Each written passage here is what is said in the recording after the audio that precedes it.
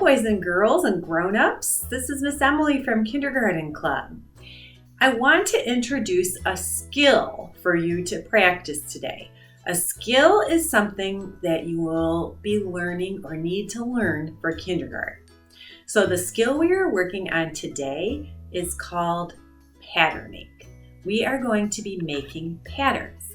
And a pattern is something that repeats itself over and over and over and over. So boys and girls, I would like to show you some ways you can practice doing patterns at home with your family. I'm going to show you some patterns first that I made with Fruit Loops, and we'll show you up close. So boys and girls, I have something that you might have at home. I've got Fruit Loops. It's a kind of cereal. You might have buttons that are different colors. You might have fruit snacks. Whatever you have, you can use. But I'm using Fruit Loops since I had those at home. And first, I'm going to make a pattern that's called an A-B-A-B pattern. That means one thing repeats itself. And this one is colors. So this one goes yellow, orange, yellow, orange, yellow, orange, yellow, orange, yellow, orange, yellow. What comes next? Did you think of it? Did you know what it was? Orange comes next. So if you got that one, I'm going to do something a little trickier. This one is called an A-B-B pattern. So something is sneaky and it repeats itself 2 times. So it goes like this. Green, purple, purple. Green, purple, purple. Green, purple, purple. Green, purple. What comes next? Did you think of it? Did you get it? If you guessed purple, you were right. Ooh, and I forgot to put orange up here. Okay, let's do another pattern, another tricky one. This is called an A-B-C-D pattern because it has 4 things that repeat themselves. And it goes like this. Red, blue, orange, yellow, red, blue, orange, yellow, red, blue, orange. Think about it. What do you think it is? If you guessed yellow, you were using your brain.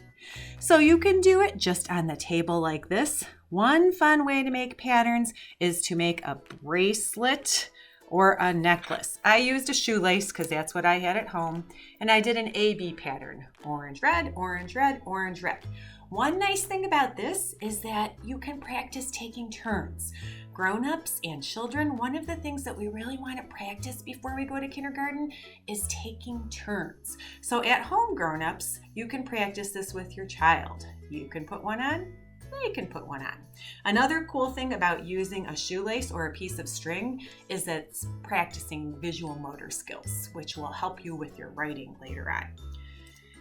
There's other ways you can make patterns. I took some index cards. An index card is just a little white card. Maybe you have paper, whatever you have at home. I got some scissors and I cut it in half.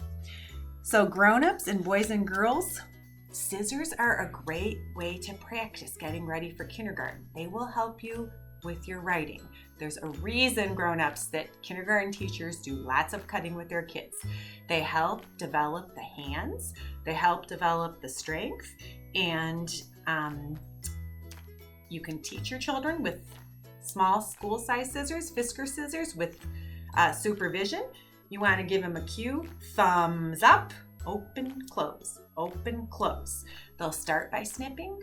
Then they'll be able to go across a piece of paper. Then they'll be able to do a line. And later on, they'll be able to do circles and shapes and cut around objects, which is the goal before kindergarten.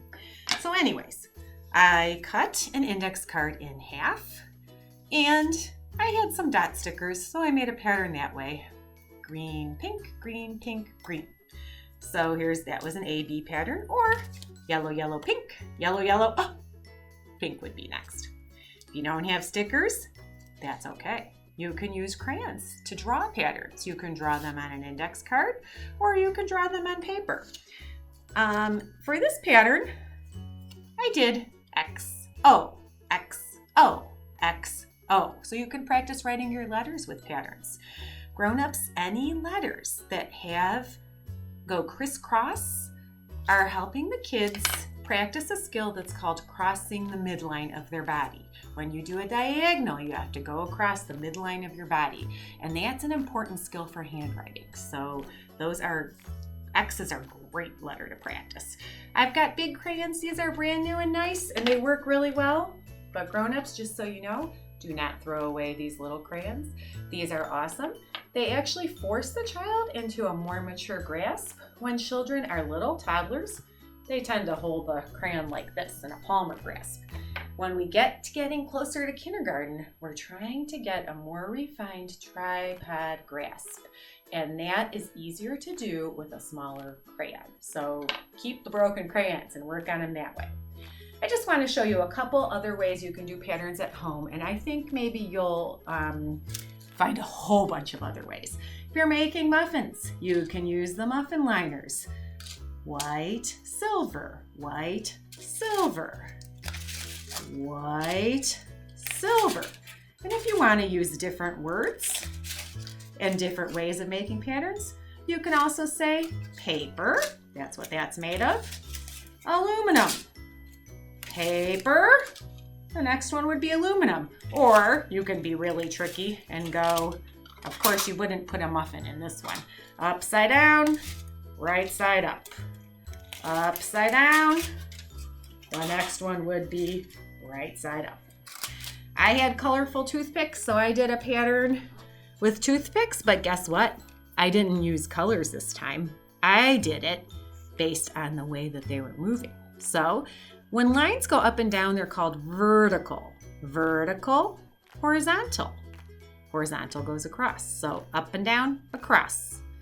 Another word for that is vertical, horizontal. Vertical, horizontal. Even letters make patterns, friends. This is supposed to look a little bit like an A. And an A has diagonal, straight, diagonal. Diagonal, straight, diagonal. So you can notice patterns everywhere. This is my son's shirt. He likes to go skateboarding. And guess what? Even shirts have patterns. I see light, dark, light, dark. Or we can say wide, narrow, wide, narrow. If you don't have things to make patterns with, it's okay. You can make patterns with actions. So you can go clap, pat, clap, pat. Or you can go